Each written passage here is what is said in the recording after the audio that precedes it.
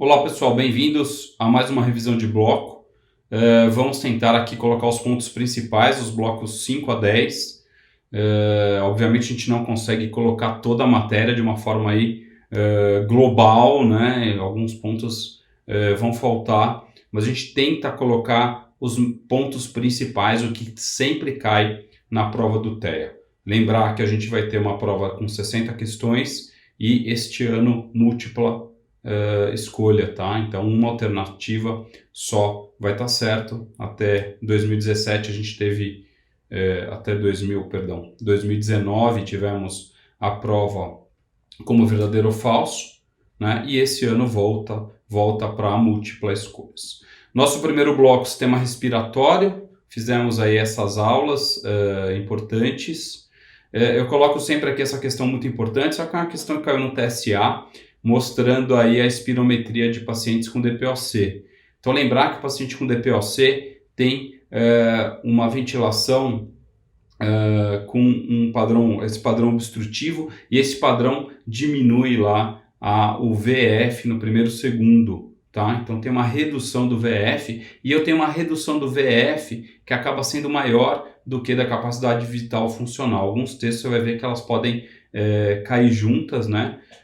Mas você tem essa relação reduzida. E a capacidade residual funcional elevada é sempre uma pegadinha, né? A capacidade residual funcional do DPOC e do idoso, lembrar que é uma capacidade residual funcional elevada, tá? Então a questão certa aí seria a alternativa D. Tá? Então lembrar da espirometria aí, da parte de cima expiratória, de baixo inspiratório, né? E os volumes aí. E as alterações, né? Quando eu tenho um paciente DPOC, lembrar da parte expiratória, que eu tenho aí a principal alteração ali na parte expiratória. E aí o restritivo, que é só uma diminuição da curva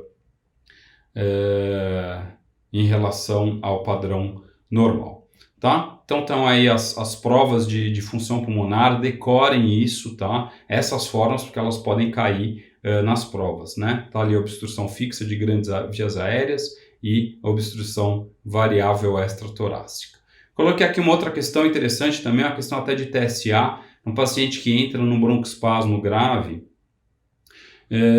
Na verdade não fala que é um broncoespasmo, né, mas ele faz uma cianose central e ele faz aí um tórax silencioso, né, característico do broncoespasmo. Então lembrar, quando a gente tem o broncoespasmo, a gente vai ter um colabamento, a gente não tem troca gasosa, a gente tem um pulmão que não está funcionando na parte ventilatória, então eu tenho um paciente que perfunde o pulmão, mas não consegue ventilar.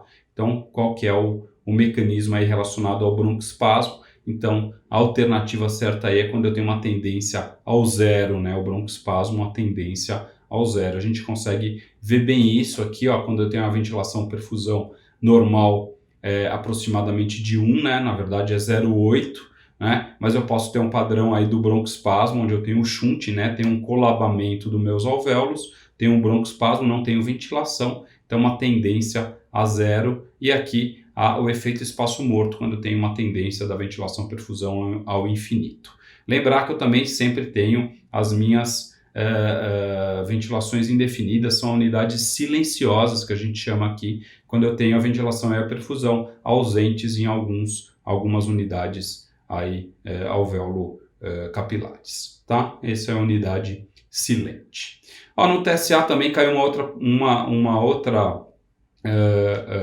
questão, e aqui eu chamo atenção para isso, que é uma questão importante em relação aí à parte de síndrome do desconforto respiratório do adulto, e a gente está vendo bastante isso, a hipoxemia refratária, principalmente nos pacientes COVID. Então a gente coloca o paciente em prona, né? A gente tem visto isso frequentemente, aí os pacientes sendo colocados em prona.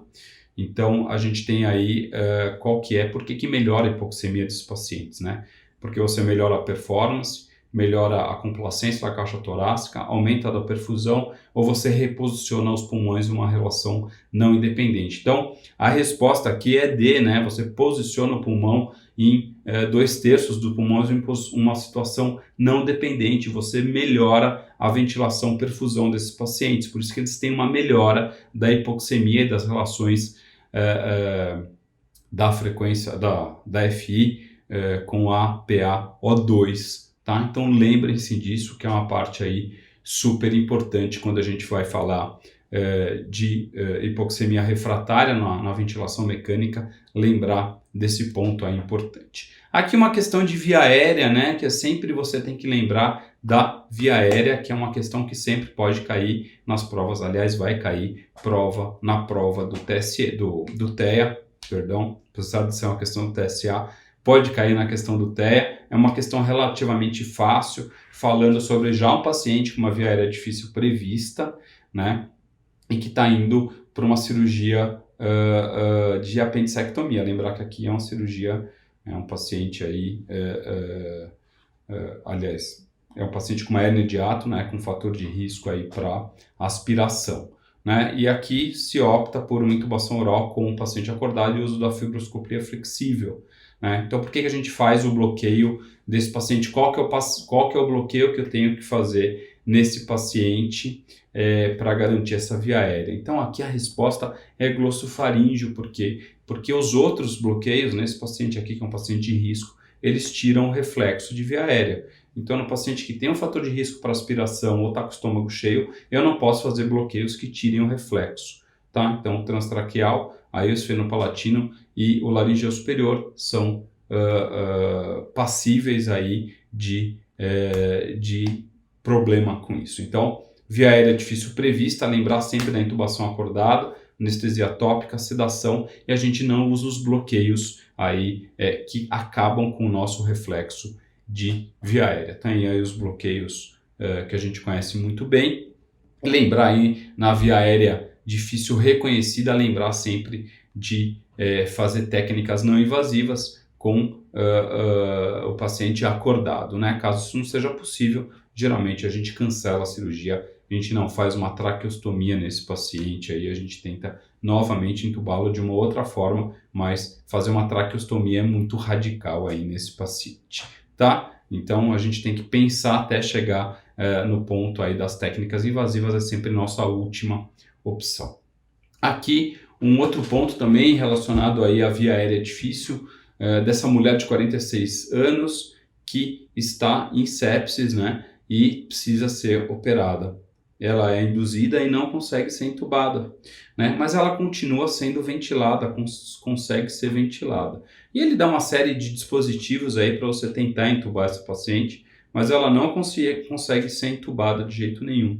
Então, se você está com o cirurgião aí na mão, né, e a paciente precisa de uma via aérea, né, e nessa situação eu tenho uma paciente que tem aí uma dificuldade de ser entubada, mas eu consigo ventilar lá, mas ela está de estômago cheio, é sepsis, eu sei, mas tem que preservar a oxigenação, lembra disso, da nossa via aérea difícil não antecipada, né? A gente não vai passar supraglótico, ela pode aspirar, né, mas a gente ventila e a gente deixa essa paciente aí até a gente conseguir fazer um acesso definitivo, e o acesso definitivo aqui vai ser fazer uma traqueostomia nessa paciente, né? Ela não está na situação, não ventila, não intuba, então dessa forma a via aérea cirúrgica eu opto pela traqueostomia, a cirurgião está ali do lado, faço a tráqueo, mando essa paciente com a tráqueo para UTI e depois, quando eu puder, eu fecho essa traqueostomia.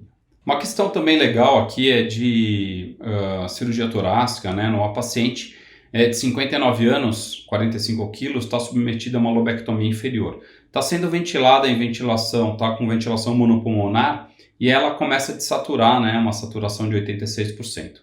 Está com uma FiO2 de 100%, volume corrente de 8 ml por quilo, um PIP de 8 no pulmão inferior e uma frequência respiratória de 16, mantendo uma TCO2 de 34 e o CPAP no pulmão superior. Tudo como deve ser feito. Qual medida deve ser adotada para preservar o reflexo de vasoconstrição pulmonar hipóxico? Então a gente vai ver aí para frente quais são as condutas em relação a isso. Nessa situação aqui, eu não reduzo o CPAP do paciente, porque é a primeira manobra que eu uso, né? Além de aumentar a FiO2, a primeira coisa que eu faço é colocar CPAP no pulmão superior.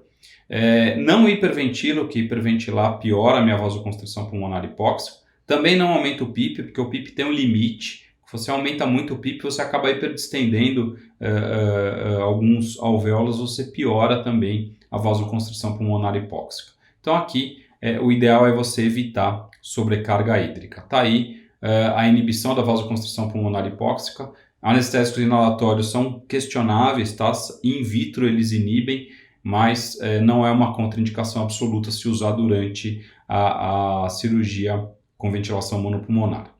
Baixa PaCO2, os vasodilatadores sistêmicos, altas pressões do pulmão dependente, olha lá o PIP também, né? E a pressão de ventilação, PIP elevada, excesso de hidratação e baixa FI de O2. Tá? Indicações de isolamento, decorem esse quadrinho aí, porque ele vai cair na prova, tá? Então, quais são as absolutas? Lembre-se das absolutas: isolar pulmão doente ou sangrando, né? E quando você tem um problema de não conseguir ventilar esse pulmão por algum motivo. Fístula broncopleural, cisto ou bolhas unilaterais e ruptura de bronco, de grande brônquio. Decorem absolutas, que o resto é tudo relativo.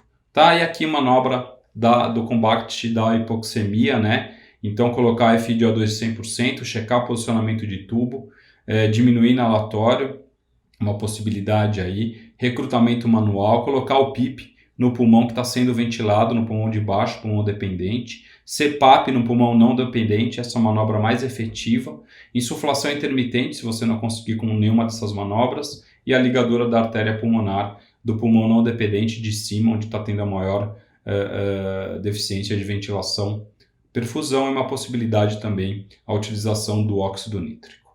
Uma outra questão aqui que cai na prova, né, que sempre colocam na prova, a gente já falou dessa questão anteriormente. Eu lembro da ventilação aqui do suporte ventilatório, então a gente já falou dessa questão anteriormente, né, o posicionamento de 2/3 dos pulmões em situação não dependente.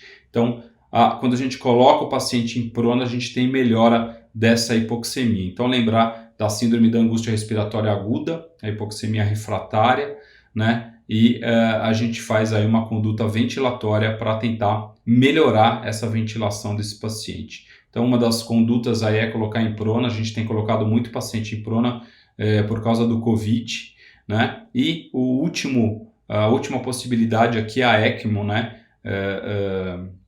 Que é uma das possibilidades. Alguns pacientes aí têm sido colocados em ECMO, mas também difícil sair nessa situação. A melhora da oxigenação aí, diminuição do colabamento alveolar, redistribuição da ventilação alveolar e melhora da perfusão, tá bom? Aqui uma outra questão que é interessante, que junta aí o trauma com o suporte ventilatório e a fisiologia respiratória. Então, o paciente que entra aí em choque, né, após um trauma, e ele está desaturando. E por que a gente tem que colocar ventilação mecânica rapidamente aí nesse paciente, né?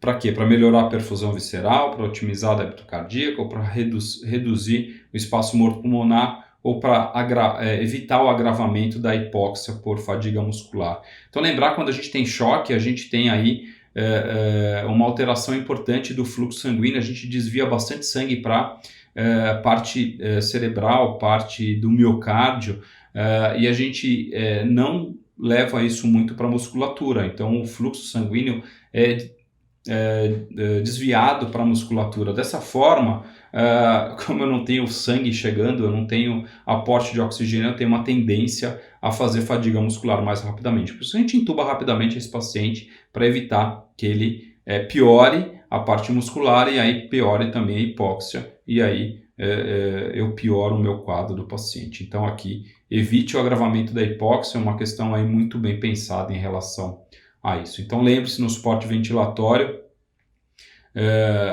sempre a gente tem que dar suporte nos pacientes que têm dificuldade com a musculatura, quando tem um aumento da necessidade ventilatória maior do que esse paciente consegue ventilar, ou um aumento da sobrecarga de trabalho associada aí ao ato de respirar, né? Então, lembrar do suporte ventilatório aqui, principalmente no paciente com COVID, que pode ser uma questão aí de prova do TEA. E o DPOC, lembrar aí da ventilação desse paciente, né? Cuidado com a PaO2, né? A gente tenta não dar altas frações de oxigênio para esse paciente e tentar deixar o CO2 próximo do que ele faz, né? E lembrar do tempo expiratório prolongado. O problema do DPOC é justamente a parte expiratória, né? O aprisionamento de ar, o tempo expiratório que a gente tem que pensar, então aumentar aquela relação de 1 para 2, sempre de 1 para 3, o idoso e o DPOC gostam muito disso.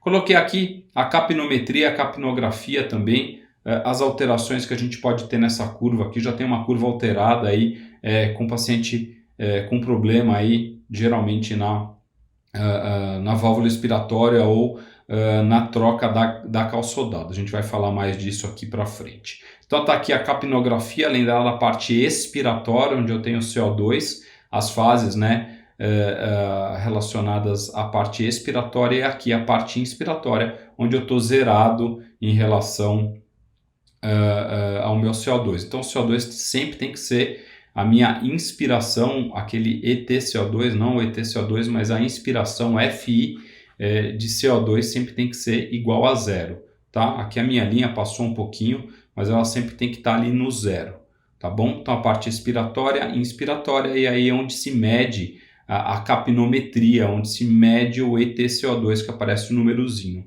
tá? Capnografia, o traçado, e capnometria, o número, tá? Lembrar que a PaCO2 sempre está um pouquinho maior do que TCO2, e é importante durante a anestesia você sempre ver gasometria do paciente, porque muitas vezes eu tenho alterações de débito cardíaco que mudam também a minha capnografia e eu posso me enganar em relação à minha ventilação. Tenho que ir ajustando minha ventilação conforme a gasometria, principalmente nas cirurgias de grande porte.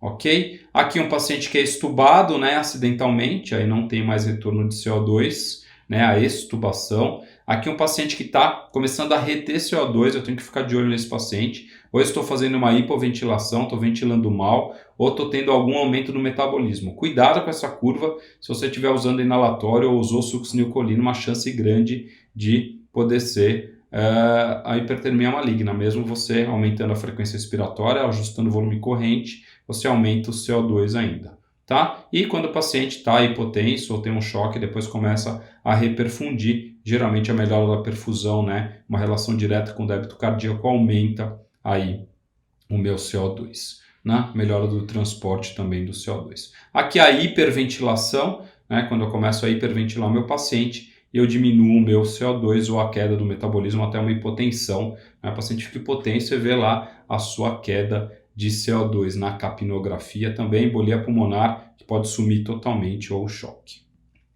E aqui o problema relacionado à falha da válvula expiratória, né? Então você está tendo uma reinalação de CO2 ou um esgotamento da calçodada, então eu não posso ter, essa curva tem que estar lá, a parte inspiratória tem que estar igual a zero. E aqui o típico do DPOC ou do broncoespasmo, que eu também posso ter com a análise da capnografia.